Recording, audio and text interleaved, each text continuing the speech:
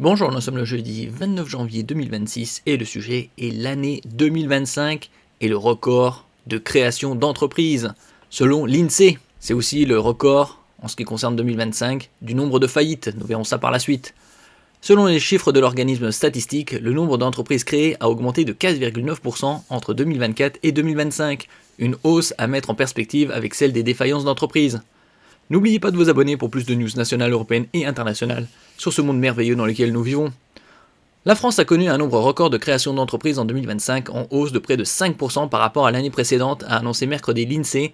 En données brutes, 1 165 813 nouvelles entreprises ont été enregistrées, soit un nouveau record de création d'entreprises annuelles, a indiqué l'Institut national de la statistique dans un communiqué. C'est 4,9% de plus qu'en 2024, les créations de sociétés augmentent, plus 5,9%, comme les immatriculations de micro-entrepreneurs, plus 5,9%, tandis que les créations d'entreprises individuelles classiques baissent, moins 4,1%, détaille l'INSEE.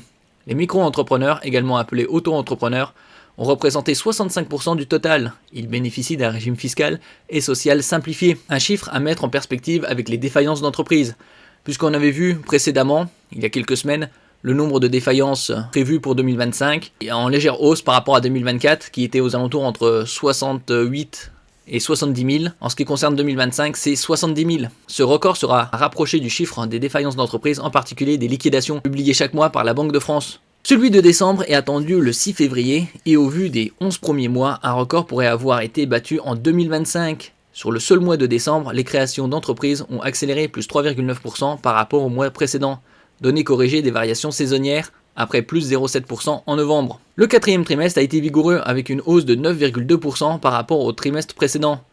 L'INSEE note parmi les secteurs les plus dynamiques en décembre les activités de soutien aux entreprises, plus 6,9%, le transport et l'entreposage, plus 7,2%, et le commerce incluant la réparation d'automobiles et de motocycles, plus 4,3%. En ce qui concerne les projections de croissance pour 2026, elles seraient de 0,5%. En 2025, c'était aux alentours de 0,8%. 2025, année record pour les faillites d'entreprises, comme je disais précédemment.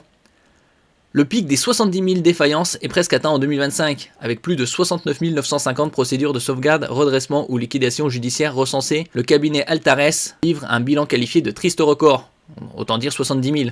Et en 2024, c'était aux alentours de 67 000, 68 000 environ. Ces chiffres, en hausse de 3,1% par rapport à 2024, pèsent sur l'emploi, avec 267 000 salariés et dirigeants qui ont vu leur emploi supprimé ou menacé. 2026 ne s'annonce guère meilleur. Merci pour votre écoute et à la prochaine.